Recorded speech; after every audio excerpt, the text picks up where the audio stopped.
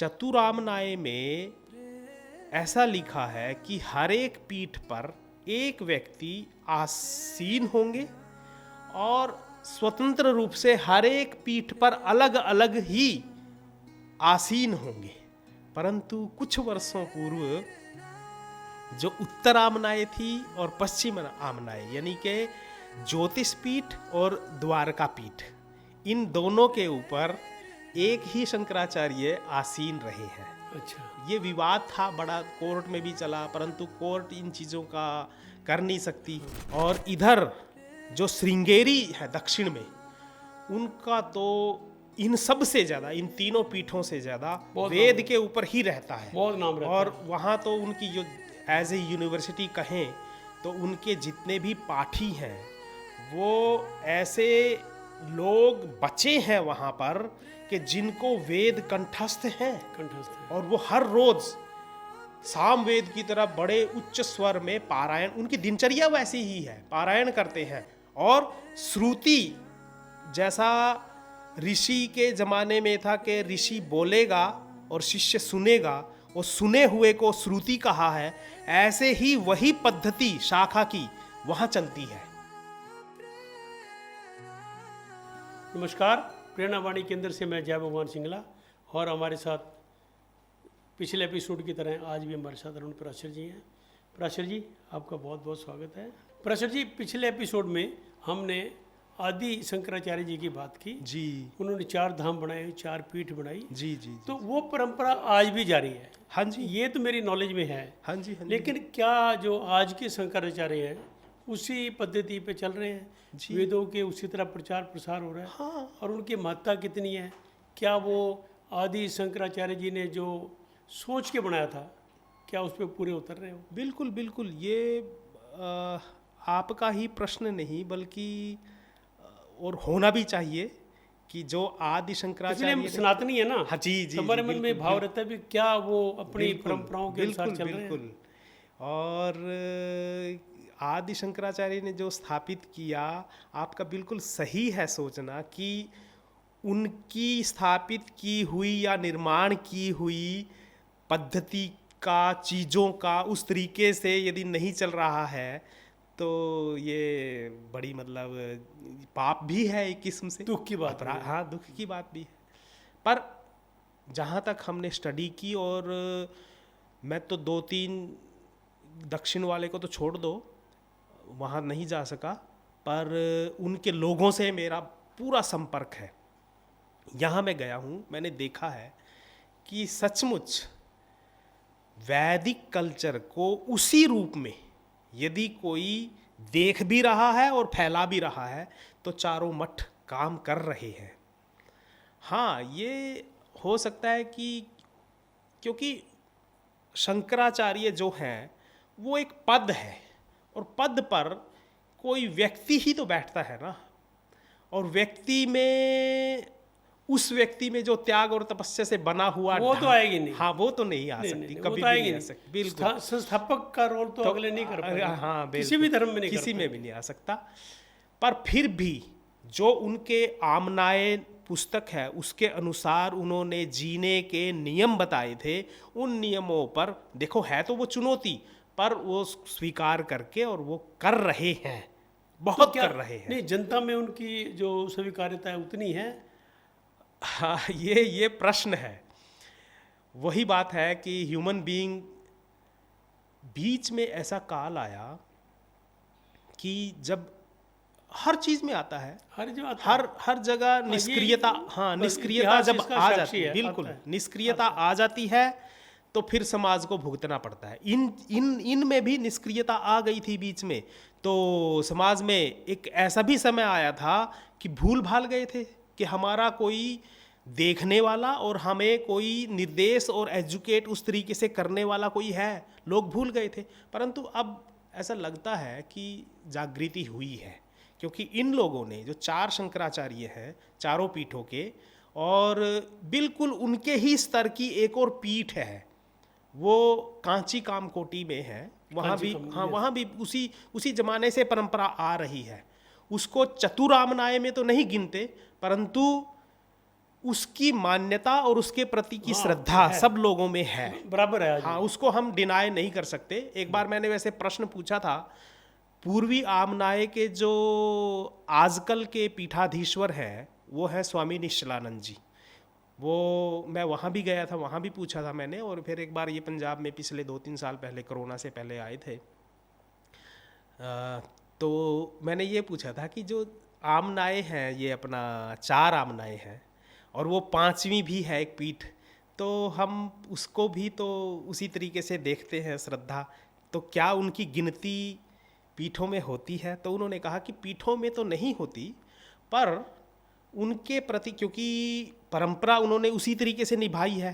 सन्यासी बैठते हैं शंकराचार्य के पद पर, उसी स्तर के बैठते हैं, बहुत विद्वान होते हैं, और जिनका जीवन उसी तरीके से ढंग से चलता है वो बैठते हैं। इसलिए हम उनको डिनाय नहीं कर सकते, पर चतुरामनाय में वो नहीं है। ठीक है, मैं भी लेकिन नाम उनका उसी तरह, हाँ उसी तरह श्रद्धा उनके बिल्कुल प्रति बिल्कुल समाज शंकराचार्य में वही है। वही है। तो आजकल जो 4 पीठों पर विराजमान है, पूर्व में तो निश्चलानंद जी हैं, वो सबसे आयु में सबसे बड़े हैं। उनसे पहले कुछ एक साल पहले वो द्वारिका के थे, वो उनसे भी बड़े थे, वो गुजर गए।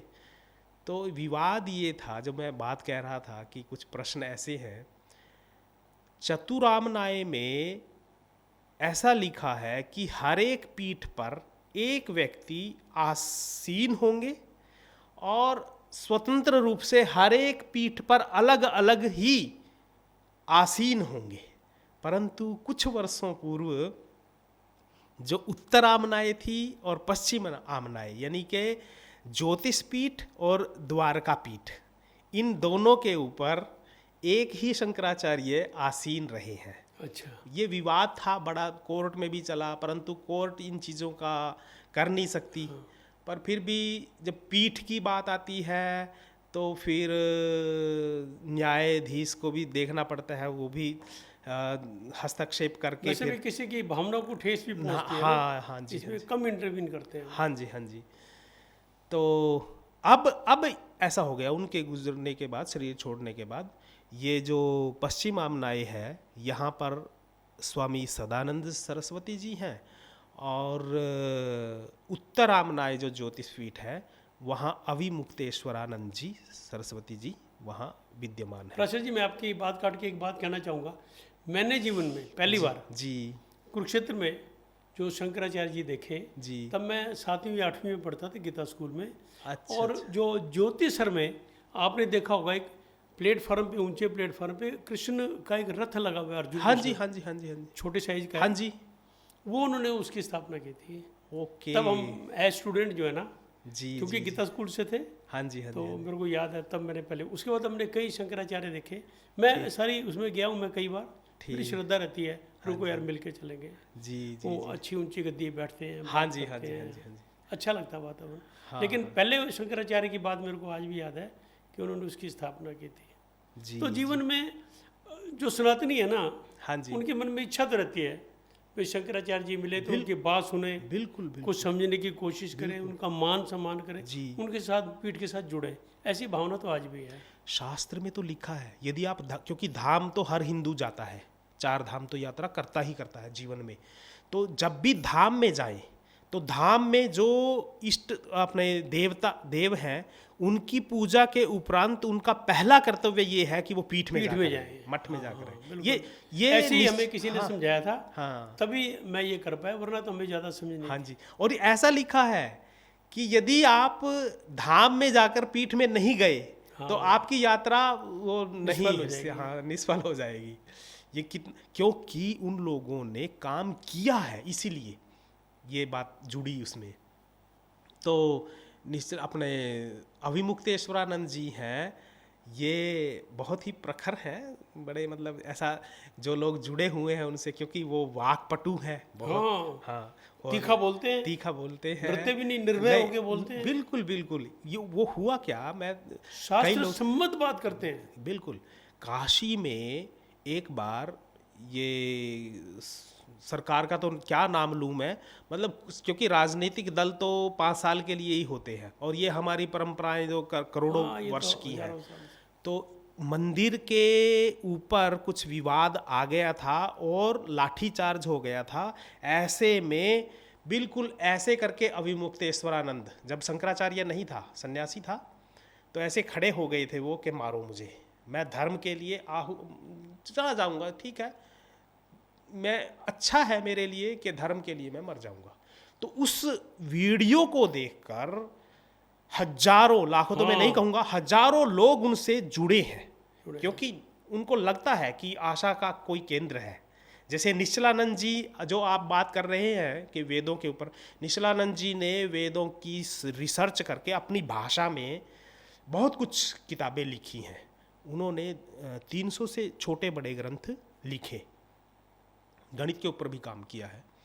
और इधर जो श्रृंगेरी है दक्षिण में, उनका तो इन सब से ज़्यादा, इन तीनों पीठों से ज़्यादा वेद के ऊपर ही रहता है, बहुत नाम रहता और है। वहाँ तो उनकी जो एज ए यूनिवर्सिटी कहें तो उनके जितने भी पाठी हैं वो ऐसे लोग बचे हैं वहाँ पर कि जिनको वेद कंठस्थ हैं, कंठस्थ है। और वो हर रोज़ सामवेद की तरह बड़े उच्च स्वर में पारायण, उनकी दिनचर्या वैसी ही है, पारायण करते हैं। और श्रुति, जैसा ऋषि के ज़माने में था कि ऋषि बोलेगा और शिष्य सुनेगा, और सुने हुए को श्रुति कहा है, ऐसे ही वही पद्धति शाखा की वहाँ चलती है।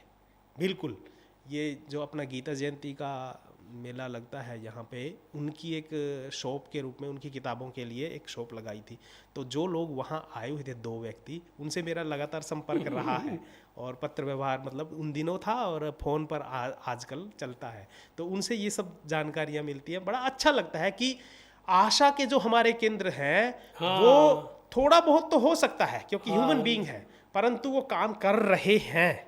और हर सनातनी को वो गुरु कोई भी हो सकता है, परंतु उनसे विपरीत चलकर या उनसे हटकर हमें कुछ भी निर्णय धर्म के मामले में नहीं सुनने और चाहिए। शायद ज़्यादातर लोग करते भी नहीं। हाँ, तो हम ये मान के चलें कि थोड़ा कम फालतू तो होता रहेगा, हाँ, लेकिन हमारी परंपराएं वो कभी समाप्त नहीं होंगी। बिल्कुल बिल्कुल, उनके अनुयायी भी कम नहीं होंगे, बिल्कुल, और शंकराचार्य भी आते रहेंगे। हाँ जी, तो आपका इस एपिसोड में बहुत बहुत स्वागत है। धन्यवाद। धन्यवाद।